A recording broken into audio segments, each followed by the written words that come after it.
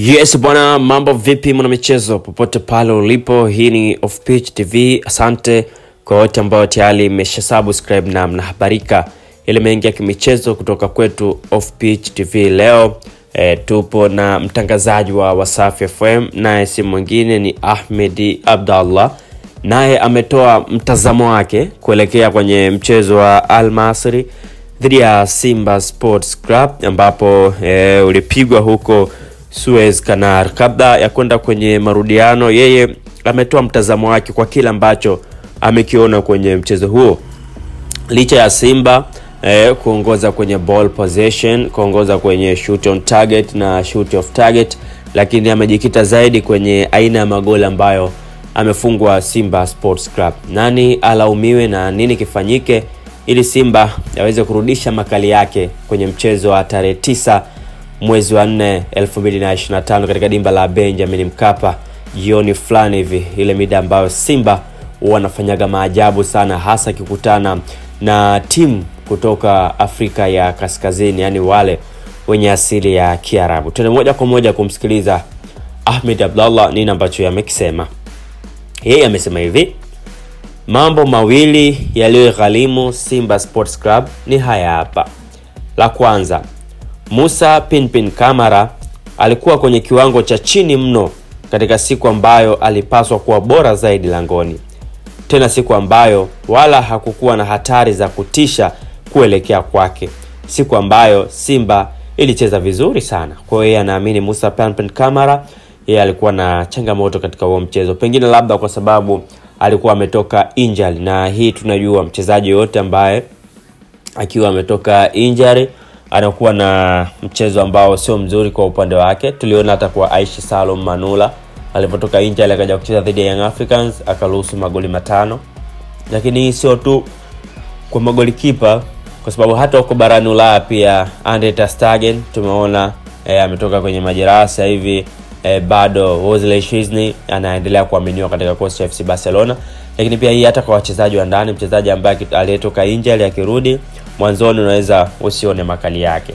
Lakini cha pili ni kwenye mashindano ya vilabu barani Afrika, hususan kwenye hatua muhimu kama hizi, usitegemee mpinzani kukupa nafasi nyingi za kufunga. Ila kipindi cha pili Simba walikuwa wanapoteza nafasi moja baada ya nyingine, walikosa ufanisi mbele ya lango. Ahmed Abdallah anaamini kuwa pia Simba walideserve kupata ushindi kwa sababu walipata nafasi nyingi lakini wakashindwa kuzitumia. Pengine labda unaweza ukajiuliza, je, hii inatokana na nini? Safu yao ya ushambuliaji kuwa butu, ama wao wenyewe kuwa na pressure, ama idadi kubwa ya wachezaji ambao wapo pale ni wale ambao hawakuwahi kucheza hatua kama hizi, tofauti na baadhi ya wachezaji wachache ambao wamewahi kucheza kwenye hatua hizi. Ukimzungumzia Fabrice Roma Ngoma, Mohamed Hussein Zimbwe, Shabalala, ndo baadhi ya wachezaji ambao wamewahi kucheza kwenye hatua hizi. Lakini wengine wengi walobaki, Kip Dennis naye pia amewahi kucheza kwenye hatua hizi. Wengine wengi, idadi kubwa ya wachezaji ni wazuri lakini hajawahi kucheza kwenye hatua hizi. Pengine labda ugeni nao umechangia. Lakini Ahmed Abdallah alimaliza kwa kusema ya kuwa Simba wamewahi kufanya maajabu katika uwanja wa Benjamin Mkapa. Tofauti ya mabao mawili bado haiwezi kuwatoa kwenye nafasi ya kusonga mbele. Alafu kuhusu hii VAR ya CAF, sijaelewa inatumika pale waamuzi wanapojisikia au inachagua matukio. Tukio la Ateba kufanywa foul na goalkeeper ilikuwa ni clear penalty, lakini bado VAR hawakutaka kuamua. Kwa hiyo bado Ahmed Abdallah kwenye yote ambayo anazungumza, anaamini pia Simba walinyongwa na VAR kwa sababu walideserve kuweza kupata penalty ya Christian Lionel Ateba ambaye alichezewa na goalkeeper wa Al Masry. Kwa hiyo unaweza ukaona kwamba bado kumekuwa na changamoto kwa waamuzi wetu. Lakini pia hii imetupa somo kwa wachezaji wetu. Unajua VAR sio kwamba hiyo ndio inatoa maamuzi, bali kuna watu ambao wana control hiyo VAR, na hao ndio ambao wanatoa maamuzi. Tumeona tukio la goli ambalo lilifungwa na Al Masry. Leisman alilikataa kwa kusema ni offside, lakini pia referee wakati naye alisema sio goli, ni offside.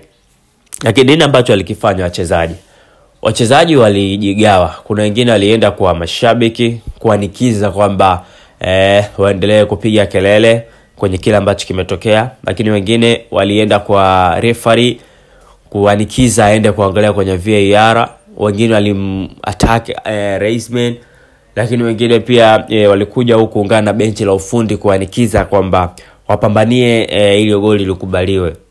Na ni kweli pressure imekuwa kubwa, tukaona pale muamuzi hapa na hapa ikabidi aende kuangaliwa, na baada ya dakika 2 na sekunde 6 tukaona goli likakubaliwa. Lakini ukija kwa Simba kwenye ile penalti ya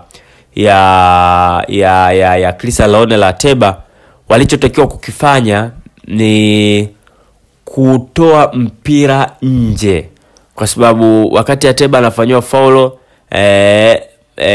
Biniun alibeki huyu wa Al Masry aliokoa ile mpira, na ule mpira ukaenda kwa Kibu Denis. Tulitamani ama tulitarajia kumuona Kibu Denis akiutoa ule mpira nje na wao kienda kumfuata referee akaangalia kwenye VAR. Na kama angeenda kuangalia kwenye VAR basi tungeshuhudia mkwaju wa penalty, lakini yeye alichokifanya wakawa tu wanaendelea kucheza ule mpira mpaka ulivyotoka nje.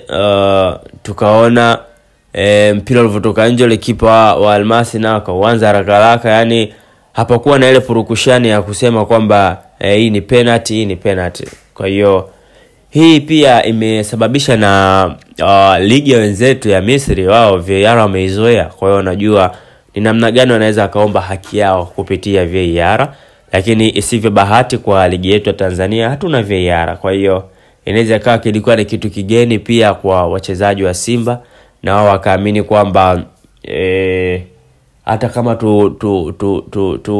tupige kilele kiasi gani hatuwezi kupata haki. Hiki ndicho ambacho alikuwa anakiamini. Kumbe ni tofauti, kwa sababu VAR pia inaongozwa na binadamu. Kwa hiyo kama mkishout hivi kutaka haki kwenye VAR, hata hawa ambao wanaendesha VAR nao wanashtuka, wanaona kunaweza kuwa kuna shida. Kwa hiyo ta review, na kule uzuri yupo mmoja, wapo watu 4 kwenye chumba cha VAR, wanaweza ka review na kaangalia akaona yes kweli hapa kuna haki ambayo watu tumewanyima, na mwisho wa siku tukaona watu wanapewa haki yao. Kwa hiyo hivi ndivyo ambavyo imetokea, na tusubiri na tuone katika dimba la Benjamin Mkapa nini ambacho watakuja kukifanya. Asante kwa wewe ambaye tayari umesubscribe Offpitch TV na umetusikiliza na kujua nini ambacho kinaendelea. Asante pia kwa Ahmed Abdallah kwa andiko lako bora na zuri na la kuwafanya Simba kwa pamoja, lakini pasipo kusahau kuongea na Musa Pin Kamara kujua